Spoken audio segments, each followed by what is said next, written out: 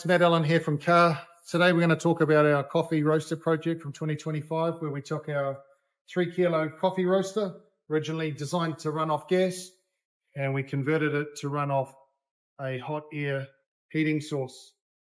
So what we did was we ripped out the original gas burner that situates itself under the drum. This is the drum here, and if we come down underneath, you'll see we've now got the LE10000 double flange heater. It's bolted to a plate, and that seals all that energy and heat into the bottom of the drum. We then integrated a pressure blower, which is sitting here, which is capable of recycling warm air back to the element. In doing that, we're now able to achieve energy savings through recycling the heat.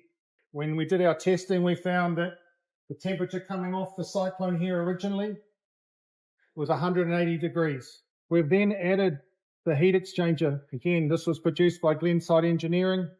The heat exchanger is basically takes the dirty air through 15 to 20 copper pipes horizontally through the body of the chamber, and this is the exit where your dirty smoke and chaff would come out. Part of the chamber is we have the clean air from the filter coming through, mixing with the hot copper pipes, and the fresh air is taking its energy and coming through and down this pipe, and it's returning back into the blower, recycling back into the system. So to get some understanding of the situation, currently the roaster itself is sitting at 220 degrees. Now we're going to check what's being recovered. When you look at this now, we're saving 46 degrees, and it's still slightly rising, which means that's less energy going back into the element. One of the things you'll notice when we designed this was it was for demonstration purposes, and at this point we're utilizing a stainless steel pipe for our heat recovery.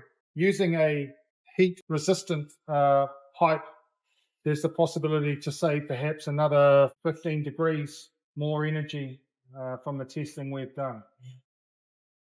How's this control? Over here on the side we have the frequency converter that's set up to run the blower.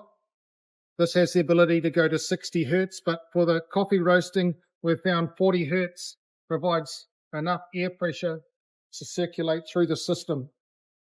Higher pressures create issues when trying to load the beans in the hopper. They tend to want to blow out. The second part of the control is for the heat. On this side of the machine, we've replaced the original dials with an Omron controller. The Omron controller, as you can see, is currently set at 260 degrees. And with the use of the static solid-state relay, it's now modulating the temperature to around the target temperature. It's also assisted by the thermocouple here that, again, we've mounted above the heating element. And again, you can see here perhaps more clearly. So everything is talking to itself to ensure that we've got our temperature where we want. In essence, that's all the steps we've taken to convert this machine. It was relatively straightforward in process, just with the time to reconfigure the system. And yeah, it's been a great process and something we've enjoyed here at CAR.